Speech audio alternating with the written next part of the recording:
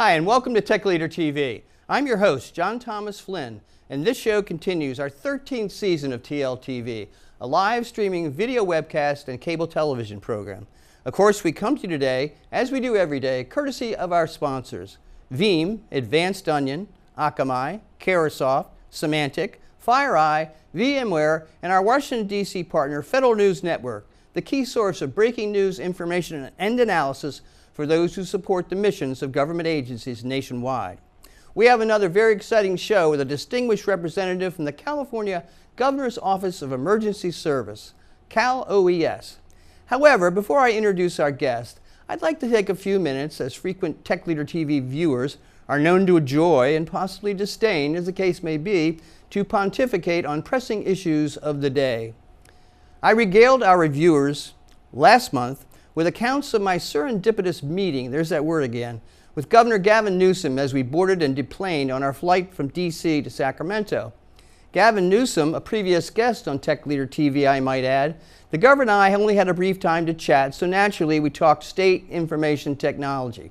Do you remember his final words that I related to you on our last show?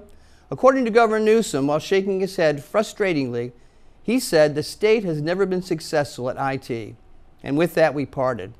All of this is background for my primary point today, the never-ending trail of tears that wanders along the corridors and field offices over at the poor California Department of Motor Vehicles. The governor's strike team just this week presented its first report on DMV problems, the third, and I'm sure not the last, autopsy at DMV in recent months, and it pointed out the problems emanating out from DMV headquarters off 24th and Broadway here in Sacramento, and from the nearly 180 field offices across the state. The investigations by the state auditor, the Department of Finance, and the team of the state's other team have taken many months to do so, going back to last year. So what kind of radical changes and innovations did they bring forth 2 days ago? Well, their report recommended more kiosks, creating a chat box, redesigning the agency's website, Wi-Fi in the DMV offices. That's right, Wi-Fi, a bread and circus type solution to real problems, if there ever was one. Oh, and a $10 million marketing campaign. Now let me quote that. An aggressive $10 million marketing campaign, because we're all too dumb to understand their processes. And like the governor demanded last January, the DMV will begin accepting credit cards in January 2020. Something we could do for ourselves in 30 minutes over our smartphones, and something my former home state, Massachusetts, has been doing for 35 years. Alas, as Aesop wrote, the mountains have labored and brought forth a mouse. Well, this is the initial report, and it'll be followed by a final report from the strike team in a month or so. So I'm going to give them the benefit of the doubt. There's more to come, hopefully a lot more. But know this, the DMV has 8,300 full-time employees and a $1.2 billion budget. The absenteeism rate at DMV is 82% higher than the statewide average, almost double. Consequently, over a third of DMV clerk windows are vacant at field offices every day. There's a secret DMV office at an unknown location in the bowels of a state office building conveniently located just across from the state capitol, where only legislatures and other elected officials and agency political appointees and their families, of course, can go and avoid the inconvenience and the hoi polloi to conduct their DMV business. It's like a special shop for the Soviet commissars, off limits to the less benighted. And add to that the Vietnam-era licensing and computer registration systems, which somehow seem to have defied modernization attempts, including multiple initiatives over the last decade. Well, what did I expect from the recommendations, you ask? Well, unabashedly, I'll tell you. That's why you watch Tech Leader TV, right? To get the rest of the story and so on. I'll bet there are 180 executives at DMV headquarters making executive level salaries that I detail to run each field office for the next 90 days, starting with the former DMV director's direct reports. I'd give those people 90 days to do the following: reduce absenteeism by 50%, get DMV clerk window staff 95% of the day, every day, and credit cards will be accepted within 30 days. and find some tech superstars around the state to build a 21st century DMV computer environment in 12 months, or take one from another state that works. They're in the public domain anyway in most cases. And finally, Mr. Newsom, tear down the secret state DMV office today. I'm so excited about this, I get drooling when I'm passionate about good government. But as we like to say on this show, the state of California can always do better. So let's continue our journey today as we discuss government, politics, technology, and other unnatural acts, as I like to say. We'll be right back in a moment with our guest and get started.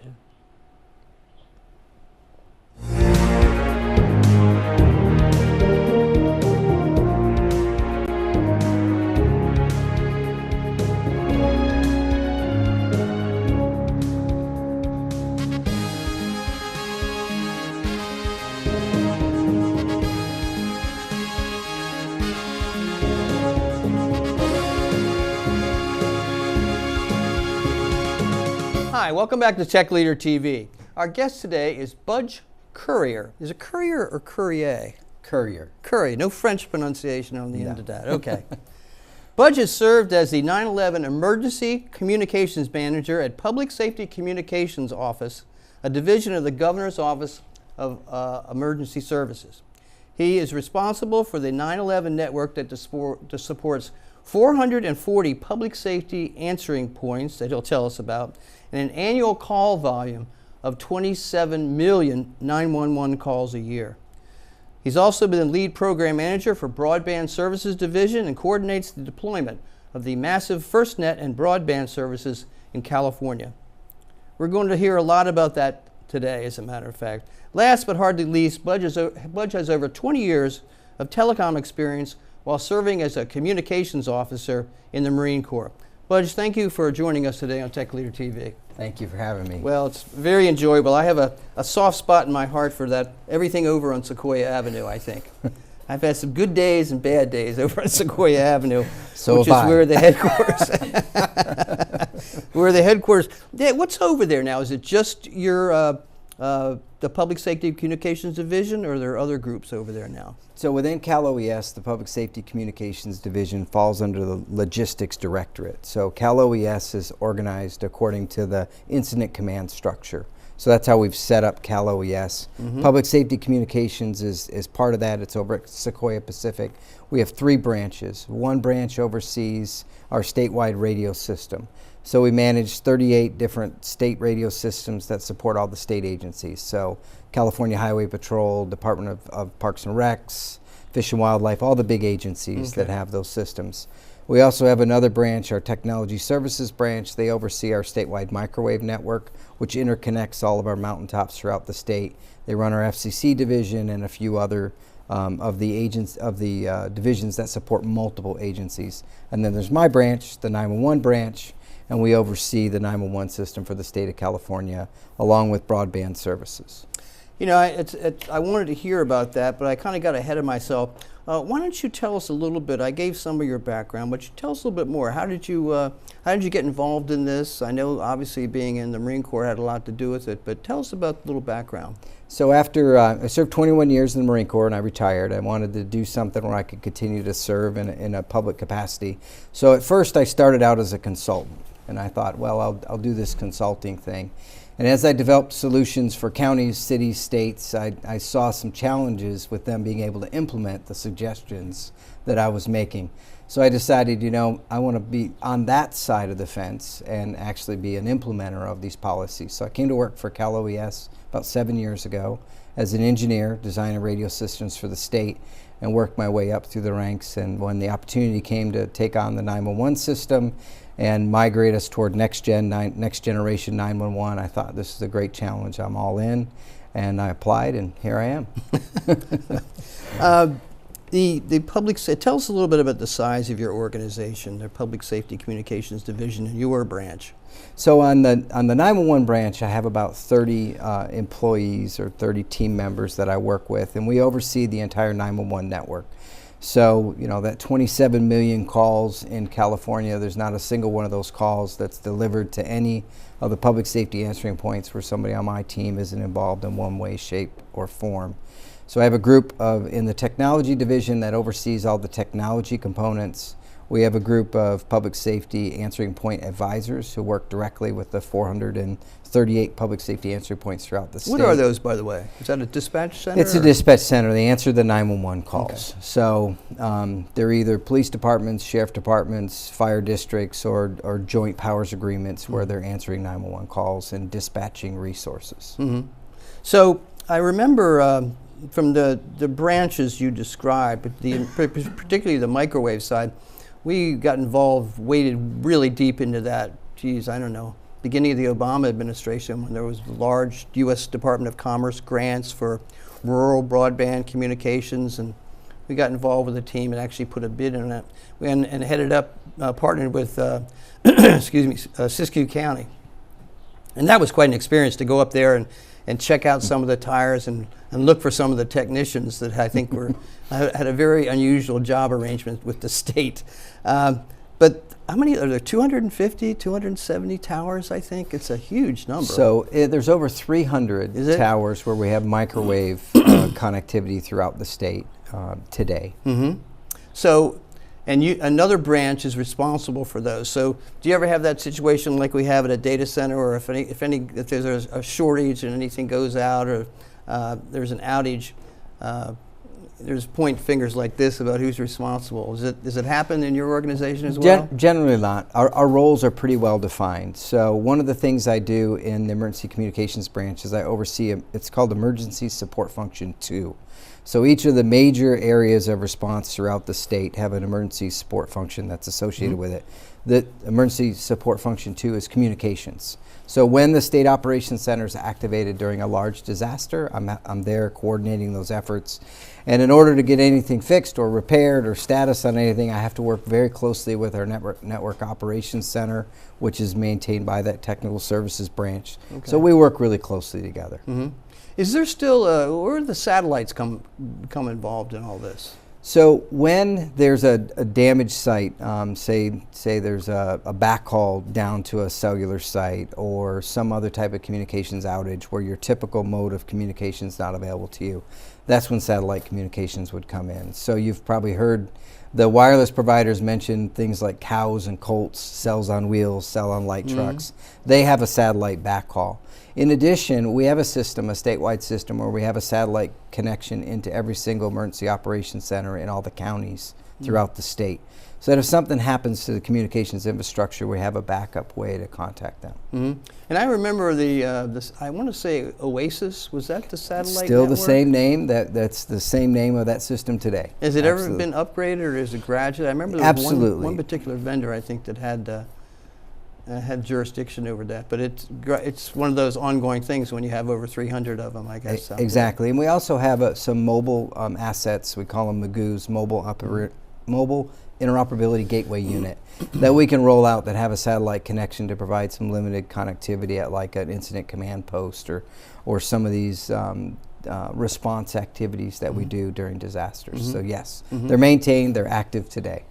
I know you sent me some information because I was particularly interested in the FirstNet and NextGen 911. So educate us here. Help me understand the difference. I understand one's really for data, but could be for voice.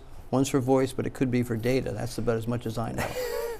Yeah, so this is a question that I get quite frequently. So if you think of the 911 system and the system we have today, it was state-of-the-art in 1980. So we're in the process of upgrading that system to next generation 911. It'll transition the routing capabilities into an IP environment. So we're using an IP capability so we can send the calls multiple places, much more resilient. We could talk about that for a long time. With the microwave? We do have a piece of that. And so if you think of, say you're in need of help, 911 is your path to get that help. Once you make that call and the call arrives at the correct 911 center and they're starting to dispatch resources, in order to get that information from the dispatch center out to the mobile data computer or the mobile data terminal, the laptop that sits in the police car or in the fire truck. That's where that broadband service connection comes in, or FirstNet. So it's that connection from the public safety answering point out to that emergency responder that's providing you the help you need. That's where FirstNet comes in. So NextGen 911 gets the data into the 911 center based on the needs of the caller, and then the resource coordination and delivery happens across that broadband link, out to those responders. I know from I was just at the National Association of State CIOs conference in Washington, D.C. last week, as a matter of fact, and one of the discussions I had there was with some folks that were we talked about the FirstNet, and it's a federal, as I understand it, it was a federal contract that was awarded to AT&T primarily. That's correct. Yeah. And basically AT&T would then oversee the implementation of FirstNet in various states if they, quote, opted in. And I think California was one of the last maybe to opt in, if I'm not mistaken. Tell us about that journey, because it was a big topic around the halls of NASCIO. It was. When the plan first came out in June of 2017, we went around the state to talk to public safety users, the potential users of the system, to see what their needs were. Had a series of meetings, worked with AT&T and FirstNet to gather that data on what do you really need. We took all that together and worked with AT&T to develop what we in California needed for FirstNet in order to support the needs of the public safety community. So the decision had to be made by, I think it was December 28th, if I remember right. Yeah, it was right down the wire, wasn't it? And so that's when we sent the letter in, and the opt-in letter. And what that did was it gave the opportunity for AT&T to build out Band 14. It's a specific portion of the spectrum that is given priority and preemption to public safety users. So AT&T has now begun that build-out process. We're continuing to work with them to make sure that what they build meets the needs of public safety. Boy, I bet there was that kept a lot of lobbyists busy over the last year. Because I can imagine with with all the big telcos losing out to that big contract, and I think a vast majority of states opted in.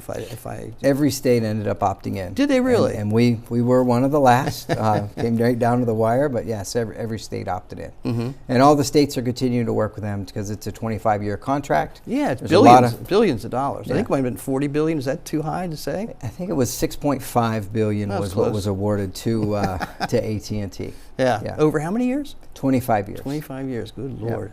And talk a little bit more about NextGen then. Is that self-financed, if you will, or is this another federal participation, or what? So right now we're in the process of upgrading to Next Generation 911. It's an existing standards-based. NENA I3 is the standard. And so we've been working to deploy NextGen 911 in California. It's a legislative mandate that we do it, so we're obviously definitely moving in that direction. Last year we had an opportunity. Can I interrupt? Yeah. How did it become a legislative mandate? So we have our statutory authority, or the law that gives CalOES oversight of the 911 system, is called the Warren Act. Okay. It's a section of government code. Okay. And in there's a section that says that directs CalOES to come up with an implementation plan and develop the plan and implement the plan to build out NextGen 911 for California. Okay. Which we are doing. Yeah. Okay. So how will that rollout occur? What's the process? We actually have a request for proposals, which is a state procurement process to go out and select a vendor to begin, the multiple vendors, to begin to build out Next Generation 911. We manage the contract, we manage the system, we have the oversight, and through this competitive process, we'll select multiple vendors to provide the solution, and then we'll begin to roll it out. Actually, the proposals are due tomorrow. No kidding. So it's a public procurement. You can go online and see it on the Cal eProcure website. So we'll begin the evaluation process. We hope to award by the beginning of July, and at the latest beginning of August, that time frame. And you say it's multi-vendor approach, or is it? Exactly. So we've learned from other states, if there's a single vendor solution and that single vendor has a problem. Now the reliability is 5 nines, or 99.999%, which equates to about 26 seconds of downtime a month, which is not a lot, But if you're trying to call 911 during that 26 seconds, it's an extremely long amount of time. So in order to prevent that, we're going to build out a prime network to touch every single public safety answering point in California that can back up regional providers. So that in case there's a problem in a region, the prime vendor can then immediately pick up the call and we won't lose any 911 calls. So that's where the multi-vendor solution comes in. And what will be different from the current 911 system with the new next gen, if you will? The biggest limitation we have today is our connections are point to point. They're serial connections. So if the connection is severed, you lose the ability to reach that 911 center. And that's a huge limitation, especially when you see the widespread wildfires and other disasters we've had in California. So what we're doing is we will transition that into an IP network. And that IP network would enable us to send that call anywhere in the state. So this point-to-point connection vulnerability that exists today will be removed and will be replaced with a reliable, robust network. And it sounds like a very expensive initiative, and it's multi-year, did you say? How long, over what period of time? From when we begin to when we complete, we should begin 2019, we'll be finished by 2022, and then it's an ongoing service contract from there. So when you compare the cost of what we have today, yes, there is an increase over the long-term sustainability over the existing 911 system, but the benefits of the system, are far outweigh any increase in cost. There's a significant advantage to Next Gen 911. Calls are delivered faster, the location information is more reliable, the system itself is more reliable, reducing downtime, thus saving lives. So there's multiple benefits of the system. Yeah, I spoke with folks in Texas and New York recently about this, and they were all looking at over $100 million initiatives to do this. I'm sure California that is is in those round terms as well. So this will be one of the larger projects I would assume your organization has taken on. How are you gearing up for that, Budge? Yeah, so it's been an interesting process. As I said, the requests for proposals are out there. Now, let me just interrupt one other thing before you go too far. Is it considered an IT project? In other words, is CDT involved in the process? Yes, they Sometimes are. You never know. They are the procurement official for this, and we've been working with them very closely through this process. I think it's different than most other IT projects you've talked through because, as I said, it's a known standard. The technology is known. It's deployed and deployed successfully in other states. Massachusetts is one of them, by the way. They've already deployed a statewide next generation 911 system. So we're able to use their lessons learned from them and other states that have been through this process, so that we have something that can be deployed, within the timeline of the contract we've outlaid. Was there any consideration given to ushering in this kind of a project under CalNet, or is that apples and oranges? It's kind of apples and oranges. CalNet is more for a By the way, you're talking to the father of CalNet. It's a great program. Did I mention that? Got to take credit where credit's due. So CalNet is, as you know, is basically for a defined service. You know exactly what it is. Whereas 911, because it's 911 and the requirements for service reliability and throughput requirements and security and other things of the 911 network, it's run through a separate contract process, but still through the Department of Technology. And so it sounds like the implementation will take place statewide, just not on Sequoia, for example. Will it involve the towers, the microwave towers? And in order to bring that IP connection into every public safety answering point, that becomes critical, right? If that connection is severed, then you lose the ability to deliver 911 calls. So we need multiple connections in every public safety answering point. So we're going to leverage the existing telecommunications companies, the big names you've heard of that provide wireline service. We'll also be leveraging some of the broadband providers, some of the cable companies and those folks. We're looking at LTE, which would be a wireless type connection into every public safety answering point. And then we're going to build out our statewide microwave network, which is a resource that the state owns, operates, maintains, and by the way, has not gone down during any of these disasters. Which is one of your branches. Exactly, one of our branches. So it's extremely reliable and will provide us yet another path into each and every public safety answering point throughout the state. Wow, that's going to be a big. Do you have the project management team in place for this? We do. Yeah, we do. You borrow them from beg, borrow, and steal to get the right people? We've really been blessed. We've brought in some quality folks that have experience from both industry and from local public safety agencies. So we've got a good team together and we're ready to go.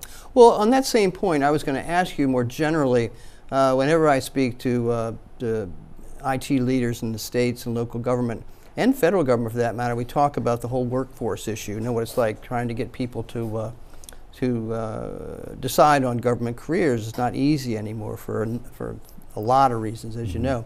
But still, there's an attraction, it can be, and particularly in the safety, the security and telecommunications side. I think there's a real opportunity here. So tell me a little bit more. How are you looking at not only bringing these senior people in, but younger people that you need to carry on the work for those that are retiring in the next few years? Yeah, so there's a balance between, there's an HR, a human resources process that exists within the state.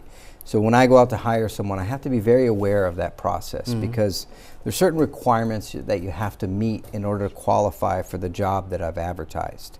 So we make sure we put in the job posting, describe this, this, and this, and how you meet the qualifications. So when it goes over to HR and they're vetting that person to make sure they're qualified, they understand, because telecommunications is very complex, as you know, and a term that you and I may be very familiar with, someone on the human resources side may not know that it means the same thing. Okay, you've met that requirement. So that's been a big part of what we've done in order to get qualified people. We want to make sure that they're qualified for the position and that their background maps to the needs that we have within the 911 branch. We've been very successful. We have some extremely talented people that we've brought on recently from all across the age spectrum, so it's just been wonderful. Well, that's good because it is many jurisdictions, governmental, are facing a real challenge with trying to do that, particularly with the Silicon Valley and the other tech centers around the country. It's tough to. I know Washington D.C. They're talking about building that huge Amazon East Coast headquarters outside of in Alexandria, I believe. One thing we found too is that the 911 community is very small. Everybody pretty much knows everybody. So when we're running a successful program, the public safety answering point community is excited about what CalOES is doing. They see the program has momentum. We've had several great success stories. People like to be part of something that's successful. So we've been able to draw some talent from that group as well because they see what we're doing and they want to be a part of it. Well, let's see. I want to talk to them, since we're talking about money and the cost of the things. I didn't get a chance to really examine your organization's funding mechanism, but if I'm not mistaken, you're funded by everybody in our audience here with their cell phone bill or home phone bill. Tell us about that. How's that work? So obviously, your group isn't responsible for the billing, is it? It is, actually. No, that's right. I did have your organization chart, and I did see something about invoicing. Yeah. Okay. So we do. So all the invoices come in. We have a reconciliation unit that reconciles the invoices and takes care of all that. And of course, we have an accounting and budgets group within CalOES as well. So our program is funded through what's called SETNA, or the State Emergency Telephone Number Account. It was set up in the mid-70s, and it's been in place ever since, unchanged. And when they originally set it up, they established a surcharge on intrastate voice revenue. So that's inside the state. Inside the state, voice calls only. Okay. Which was a great plan. Yeah. Until cell phones came along. I bet. And now you look at your cell phone, the voice part is pretty much free. Yeah. You're paying only data. We're only collecting on the revenue associated with the voice. Okay. So our revenue stream has been going down steadily over the past several years. So we're working on, we've submitted a trailer bill through the governor's budget process to update the funding model for SETNA to establish a flat rate for everybody. Okay. Regardless of device, everybody pays the same, and it's paid monthly, just like it is now. And probably less, right? So for some, for some it will be less. Yeah. I mean, you laugh, but if you're a wireline user today, you actually may end up paying less than you're paying now. Okay. But for wireless users and voice over IP users, where the bulk of the cost of your monthly service is data related, you will see a change. How big of a change? probably less than the price of a cup of coffee for the entire year. How much are we talking about that's taken in revenues every year? Right now we bring in roughly $60 million a year. My annual budget is roughly $100 million. Okay. So if you do some quick math, you can see we're in trouble. Yeah. And got to sharpen those pencils, we huh? Which we have. Yeah. We've implemented some cost-saving models, and we've reduced everything we can. Any way we can cut costs, we have. And now we're at the point where we need a sustainable funding model. And so that's really what this trailer bill language is about, and it's working its way through the legislature.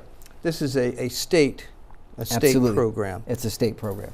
Is there a federal involvement in the taxing of telecom at all? There's I think they stick not. their nose in there. No.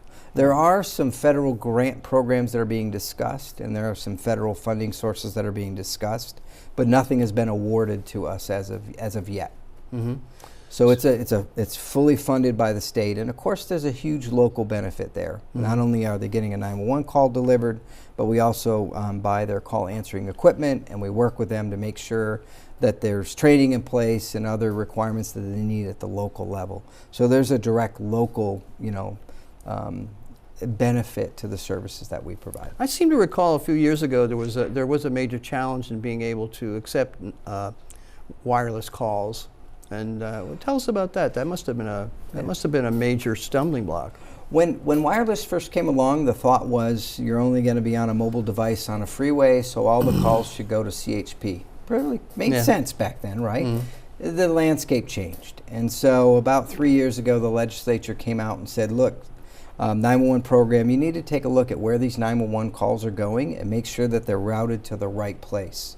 So each year, we look at all 330,000 plus cell sectors in the state and make sure that that call gets delivered to the correct public safety answering point the first time. And those 330,000, is there represent a cell station, a cell tower, or? So each tower typically will have 3. So when you drive around and see these cell towers and you see those flat panels of antennas that are in like a triangle shape around the top. We're learning all kinds of things here Those today, are the aren't we, sectors. folks? Those are the sectors we're talking about. Okay, very interesting. Yeah, so and we look at them each year to make sure they go to the right place. And today, every single primary public safety answering point is directly receiving wireless calls in California. Yeah. Now, I would imagine, kind of moving over to some new technologies, if you will, and new issues, if you will, that the data analytics available through 911 calls must be prolific. I mean, I would assume there's some organization that collects that data and does something with it. You know anything about that? Is that? We are that organization.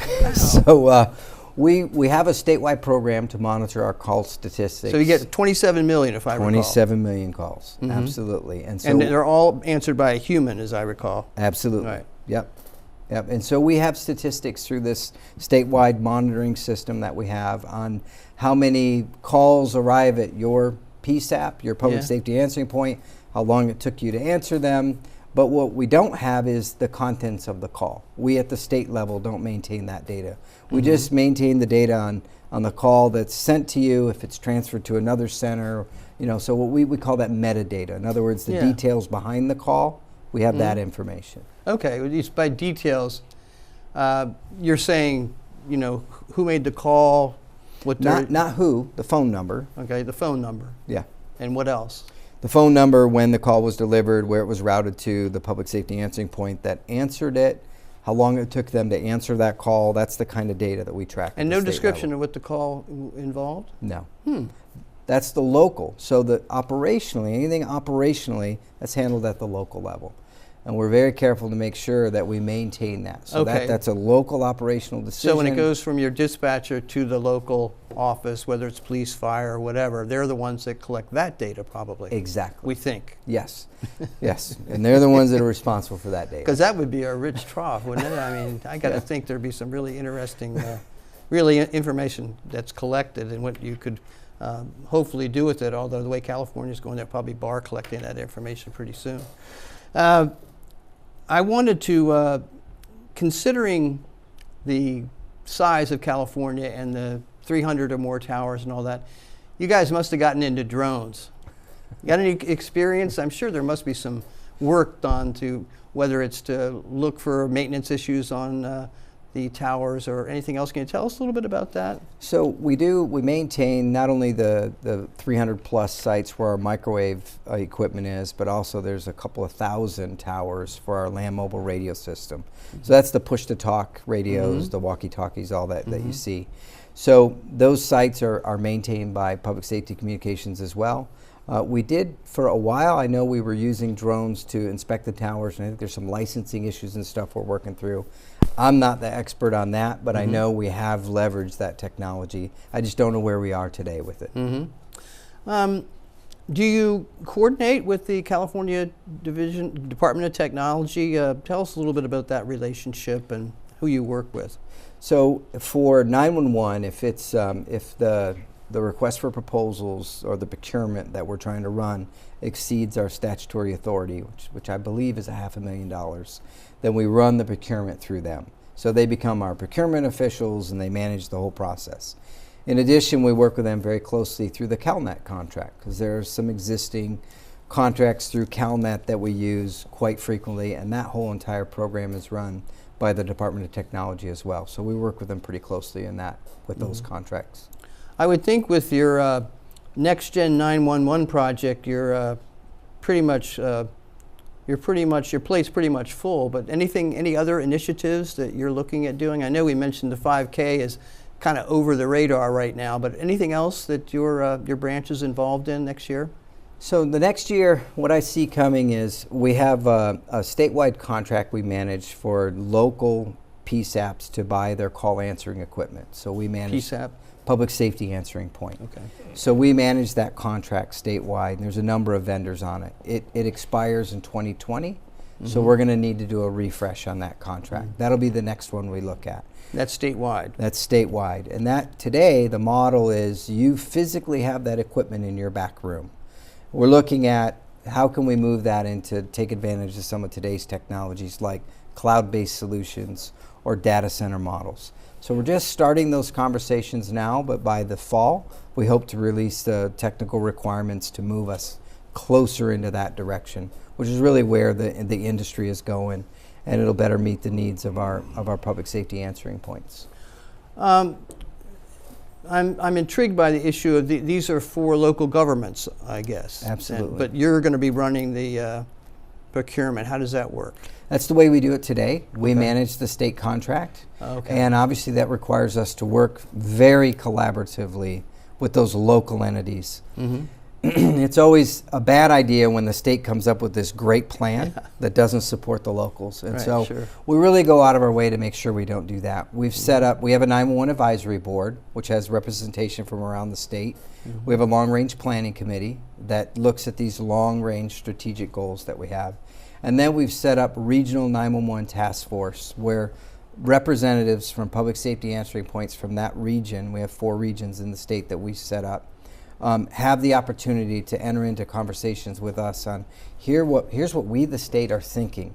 Is this going to work for you? Why or why not? And then we take their needs and fold it into the state procurement process, which, as you know, is fairly well defined, to make sure that the two align. And so that's how we do that moving forward. The last thing we want to do is come up with a great idea that can't be implemented. Well, that's a good way to approach it, but not that I'm from Washington, I'm here to help you approach that we joke about sometimes. What's going to happen 5 years? Looking way out 5 years from now, what do you think is going to be different about your division or your branch? So 5 years from now, Next Gen 911 should be fully deployed. Most of our solutions will probably be cloud or data center model. So I don't know what the next technology is that's coming, but we need to stay on that cutting edge. You know, when we talk internally, when I bring my leadership team together and I ask them, come up with some good ideas.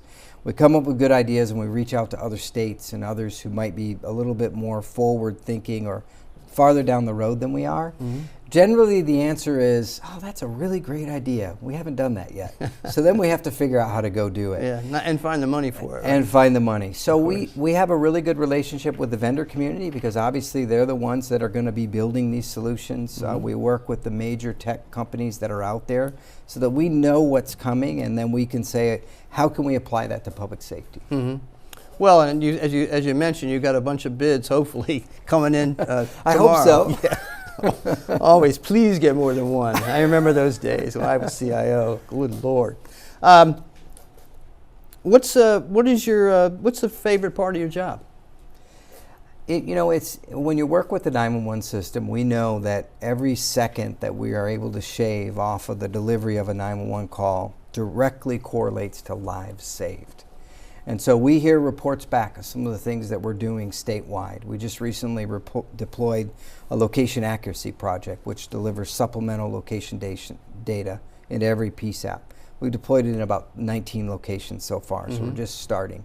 So we're starting to hear the benefits of that better location data that they can see so that they can save lives. Yeah. And I mean, that's what's exciting to us. We know we're participating in something that makes a difference. Yeah, I would think so. And it would be nice to have a correlation or coordination between the data that you collect and the data that's collected at the local level, because that would give you, a lot of times you just have to rely on them to let you know how things worked out from the work you initiated, frankly. Exactly, Yeah? and so we do that. So that gets a little we ask them frustrating. to share good stories with us Yeah, so we can I share it would with think our so. team and Yeah. how you've used the information that we provide in order to do your job, because Yeah. they're the ones answering those 911 calls, and that's who we're here to make sure that we serve. Well, we're almost out of time, Budge. It's been very enjoyable having you here. It's like I said, it's one of those areas I always kind of kept first net and next gen 911 to the side because I didn't want to get too deep into things. But getting ready for these shows takes some effort. But anyway, I Try certainly sitting on this side. I have an easy on you.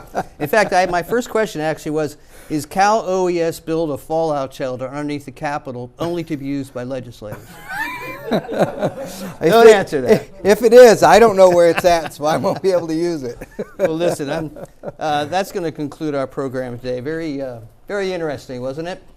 I want to thank you for watching. Special thanks to our guest, Budge Currier, the 911 Emergency Communications Office at CalOES, the Public Safety Communication Division. And also thanks to our sponsors, Veeam, Advanced Onion, Akamai, Carasoft, Symantec, FireEye, VMware, and Washington, D.C.'s Federal News Network. The video for this program should be available in 24 hours. We look forward to having you join us next time. Thanks for being here. Bye-bye. Thank you, sir. Good job. Thank Very you. interesting. Thank you. I was not expecting to learn so much from you.